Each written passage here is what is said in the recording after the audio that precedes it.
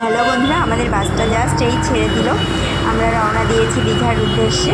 তো প্লিজ তোমরা সবাই এই ব্লগটা দেখো, আশা করবো তোমাদের ভালো লাগবে। আমি জানি না পুরোটা তোমাদের সঙ্গে শেয়ার করতে পারবো কি না, যতটুকু পারছি ততটুকুই তোমাদের সঙ্গে শেয়ার করছি।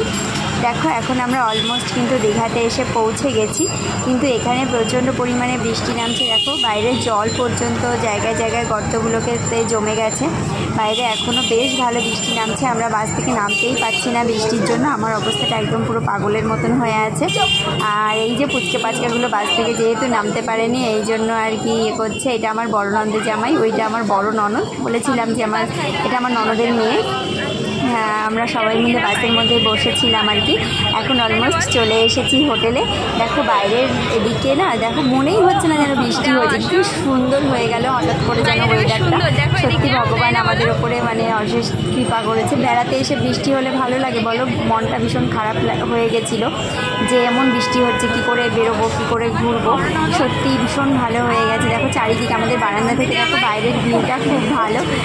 নন্দে জামাই তোমাদেরকে হাত নাড়িয়ে নাড়িয়ে হ্যালো হাই বলছে। পর থেকে না আর ব্লগটা চালু করতেই পারিনি। আসার পরে কিন্তু আমাদের অলমোস্ট খাওয়া দাওয়া কমপ্লিট হয়ে গেছে, চা খাওয়া হয়ে গেছে।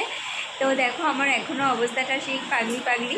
তো দেখো আমাদের রুমটা না বেশ ভালো, মোটামুটি খারাপ না। এটা হচ্ছে টয়লেট, আর এইটা হচ্ছে দেখো এখানে একটা মিরার আছে, একটা আয়না, আর এখানে একটা ব্যালকনি আছে। এটা হচ্ছে বেড। আর এখানে এসে যা পরিস্থিতি দেখছি যে একদম ভীষণ কন্ডিশান খারাপ। এখানে একদমই কোনো হোটেল বুকিং পাওয়া যাচ্ছে না। ভাগ্যিস আমরা এটা বুকিং করে এসেছিলাম, তাও অনেকগুলো হোটেল খোঁজাখুঁজির পরে গিয়ে তারপরে এটা বুক পেয়েছি। চলো তোমাদেরকে, এখানে হচ্ছে রাস্তা, তোমাদেরকে আমি দেখাচ্ছি।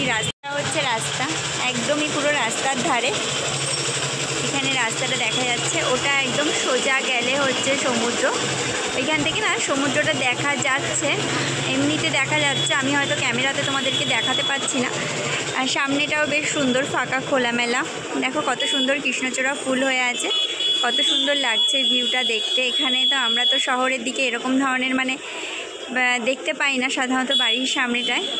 দেখো কত ভালো লাগছে ভিউটা না, খুব সুন্দর। আমার তো ভীষণ ভালো লাগছে। তোমরা সবাই জানো যে আমার এরকম ধরনের চারিদিক প্রকৃতি দেখতে, সবুজ গাছপালা দেখতে ভীষণ ভালো লাগে। কি সুন্দর দেখো, এখানটায় দাঁড়িয়ে না আমার দেখতে ভীষণ ভালো লাগছে। মনে হচ্ছে যেন চোখ দুটো যেন একদম পুরো ঠান্ডা। যাবো স্নান করতে, কিন্তু স্নানে যখন যাবো তখন তো ফোনটা বাড়িতে রেখে যেতে হবে, ওটা তো তোমাদের সঙ্গে শেয়ার করতে পারবো না। তো বাদ বাকিটা আবার পরে যখন সময় সুযোগ হবে অবশ্যই শেয়ার করব।